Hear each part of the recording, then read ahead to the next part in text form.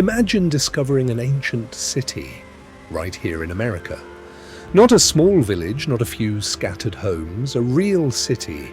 Thousands of people living in one place, trading, farming, building enormous monuments, and at its height, Cahokia may have been home to between 10,000 and 20,000 people. That's an astonishing number for a city that existed nearly 1,000 years ago.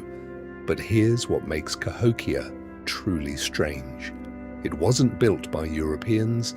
It wasn't built by the civilizations we usually associate with the great cities of the ancient world. It was built by Native Americans centuries before the United States even existed, and Cahokia became the largest known pre-Columbian settlement north of Mexico. At its center stood Monks Mound, a massive platform of earth rising roughly 100 feet above the surrounding landscape. It was built by hand. Generation after generation, people moved enormous amounts of earth, carried it, and shaped it into one of the largest ancient monuments in North America. But then, something changed. The population began to decline. The great city slowly emptied. And by around the 14th century, Cahokia had been abandoned. Think about that. A city that had once been filled with thousands of people was suddenly silent. The houses disappeared, the wooden structures vanished, and eventually, even the memory of the city began to fade. For centuries, the remains of Cahokia sat quietly beneath the landscape, until archaeologists began uncovering what had actually been there, and what they found changed the story of ancient America.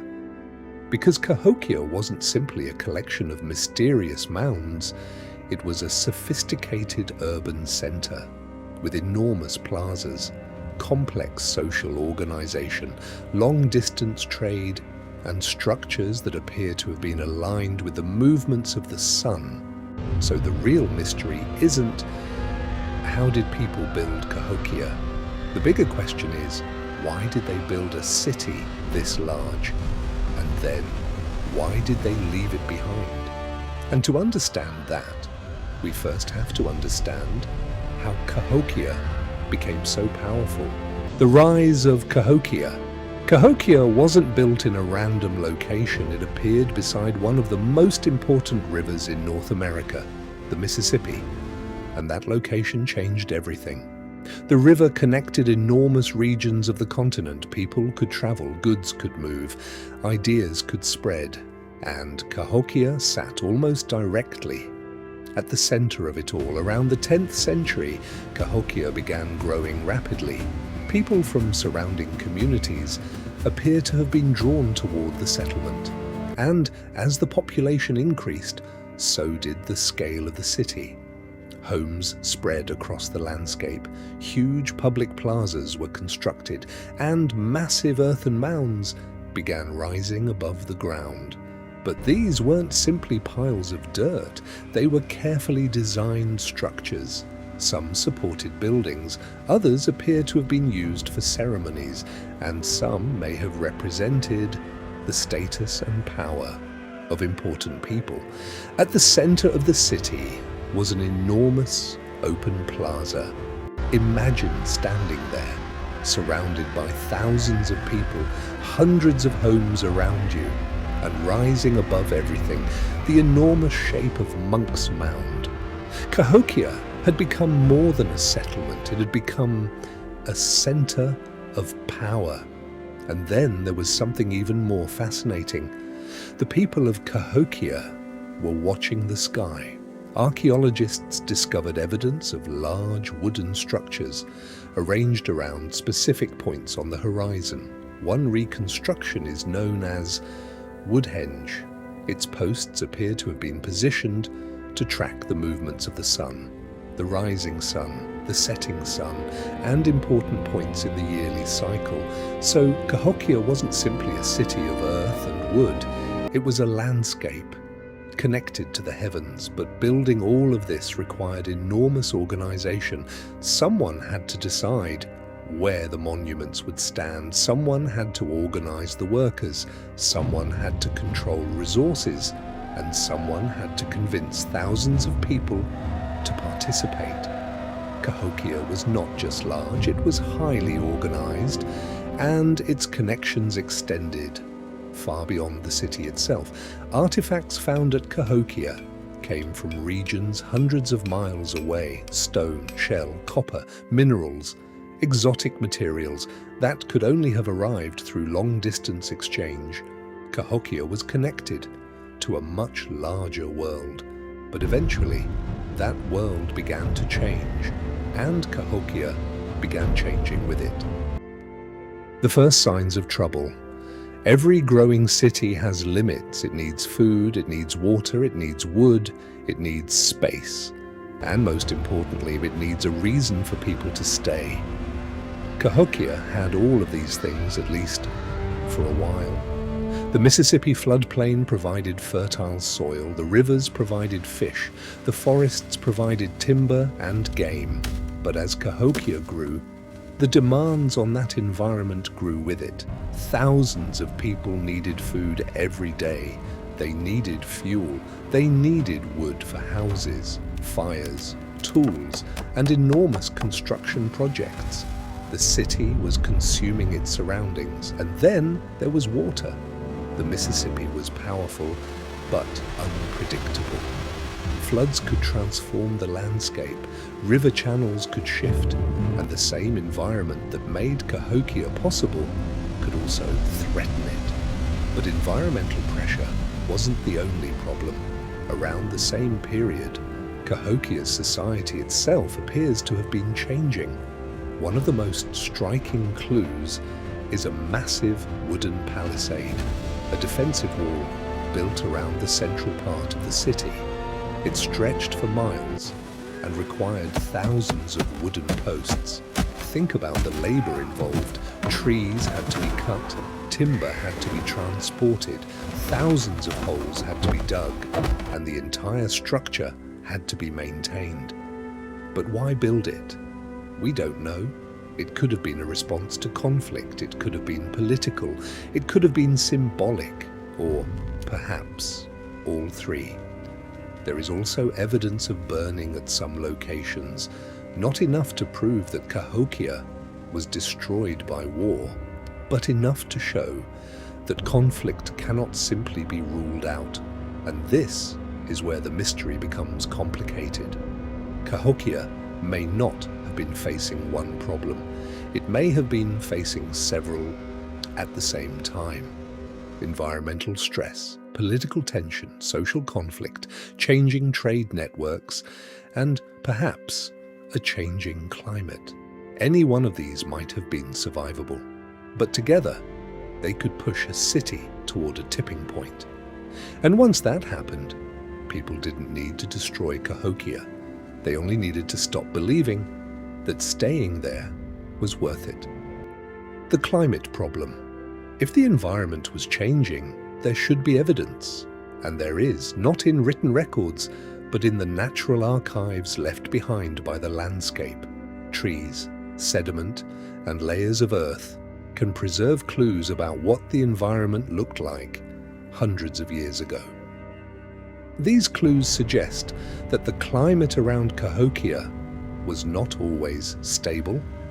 There were periods of drought when rainfall became less reliable. For a city dependent on agriculture, that could be devastating. Too little water, and crops fail. Too much, and fields can flood. And Cahokia was surrounded by both possibilities. Now, imagine living in the city during a prolonged period of drought. Crops produce less, food becomes harder to secure, competition increases, and suddenly, the enormous population that once made Cahokia powerful becomes a vulnerability. A small village might survive a bad harvest. A city of thousands has far less room for error. But drought alone probably didn't destroy Cahokia. The evidence points towards something more complicated. Environmental stress may have placed pressure on a society that was already changing. And when a civilization comes under pressure, people begin making difficult choices. Where should they live? Who controls the food? Who controls the land? Who should lead? And perhaps most importantly, why remain in one place if another place offers better opportunities? That may explain why Cahokia didn't disappear overnight. There was no single final battle, no one catastrophe, no moment when everyone simply vanished. Instead, people appear to have gradually moved away. The central city became less crowded, its monumental landscape lost some of its importance, and eventually the enormous urban center that had once dominated the Mississippi Valley was largely abandoned. But that creates another mystery. If the people left, where did they go? The answer is they didn't simply disappear. Native American communities continued living across the region. Cultures changed, communities moved, political centers shifted. The people survived, the city did not. The world beyond Cahokia. And this is perhaps the most important part of the story. Cahokia was not an isolated city. It was part of a much larger network. Archaeologists have found materials at Cahokia that came from hundreds of miles away: copper, marine shell, stone, minerals, objects that could not have originated locally. These materials reveal something extraordinary. Long before modern roads, railways, or highways, goods and ideas were moving across enormous distances, and Cahokia appears to have been one of the major centers of that network. But this doesn't necessarily mean Cahokia controlled a vast empire. There is no simple evidence of borders or armies like those of Rome. Its power may have worked differently through trade, alliances, migration, religion, shared traditions, and influence. Its greatest power may have been its ability to attract people, goods, ideas, and attention. But when those networks changed, Cahokia's importance may have changed with them. As the central population declined, the wider world did not disappear. It adapted. New communities emerged, trade routes shifted, and the Mississippi Valley continued without Cahokia at its center. So perhaps the city wasn't destroyed. Perhaps it was reorganized out of existence. The city. They forgot for centuries. Cahokia was silent. The people who built it were gone. But the mounds remained. Monks Mound still rose above the landscape. The enormous earthworks were still there, and yet the story behind them was slowly forgotten. When European settlers later encountered these mounds, many struggled to believe that indigenous people had built them. Some imagined lost Europeans, others invented stories about mysterious civilizations that had supposedly come from somewhere else. But the truth was already beneath their feet. The people who built Cahokia were Native Americans, and they had created one of the most remarkable cities in pre-Columbian North America. Modern archaeology eventually uncovered houses, plazas, wooden structures, tools, burials, trade goods, and evidence of an enormous population that had once transformed this landscape. Piece by piece, the forgotten city emerged, and Cahokia forced historians to rethink the ancient history of North America, because this was not a continent of only small and isolated settlements. There were cities, there were political systems, there were enormous trade networks, there were monumental construction projects, and there were societies capable of transforming entire landscapes. Cahokia proved that. But perhaps the most fascinating part is what happened after it disappeared. The people did not simply vanish, they adapted, they moved, they rebuilt. They created new communities. The city disappeared, but the people continued, and that changes the mystery completely. Cahokia wasn't a civilization or that mysteriously vanished from the earth. It was a city that people eventually chose to leave. We may never know the exact reason. Perhaps climate stress played a role, perhaps political conflict, perhaps changing trade networks, perhaps social tensions, or perhaps all of them. The evidence does not point to one simple explanation, and maybe that is the most honest answer. Cahokia probably didn't fall because of one dramatic catastrophe. It may have declined because several pressures slowly became impossible to ignore. And when staying became harder, people adapted. They left. The city disappeared, but the earth remembered. Nearly 1,000 years later, Monks Mound still stands, a massive reminder that thousands of people once gathered here. They built, they traded, they farmed, they watched the sky, they created a city that most of the modern world forgot ever existed. And perhaps that is the most haunting part of Cahokia. Not that the city disappeared, but that a city this extraordinary and could disappear from human memory.